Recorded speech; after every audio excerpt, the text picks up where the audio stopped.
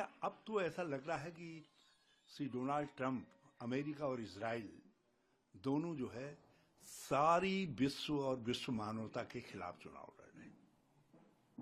आप ईरान पे इतने बम डाल चुके हैं, आपने एक सभ्यता को, दजला फरात की सभ्यता को, पर्शियन सभ्यता को नष्ट कर दिया है, और उसके बाद भी आप रुक नहीं रहे हैं। और जिस प्रकार से संकट बढ़ रहा है उससे विश्व की अर्थव्यवस्था भी चौपट हो जाएगी। डोनाल्ड ट्रंप फिर कुछ भी करें, दुनिया को मंदी के दौर से बचा नहीं पाएंगे। तो इसलिए अब केवल एक विकल्प है अमेरिका के पास कि वो जो है ईरान की इस लड़ाई से, गल्फ की इस लड़ाई से पूरी तरीके से विरत हो। हाँ।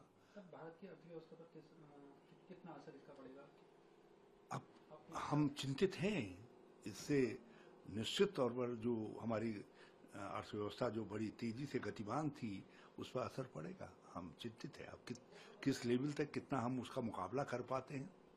मेरी कल जो ईरान के विशेष दूत हैं इंडिया में, उनसे बात हुई थी। मैंने भी उनसे अनुरोध किया और उन्होंने कहा कि हम जो भारत की सिर्फ हैं हम उनको जाने दे रहे हैं, क्योंकि हमको मालूम है कि भारत की जनता ईरान के साथ है।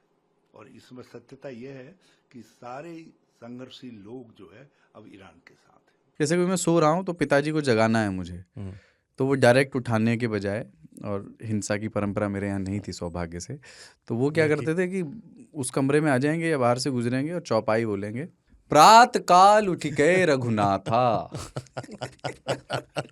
मात पिता गुरु नावई माता। कभी कभी मैं गुस्से में उठ करके अरे पापा, चरण स्पर्श किया और सो गया। मैंने कहा अब मत उठाना।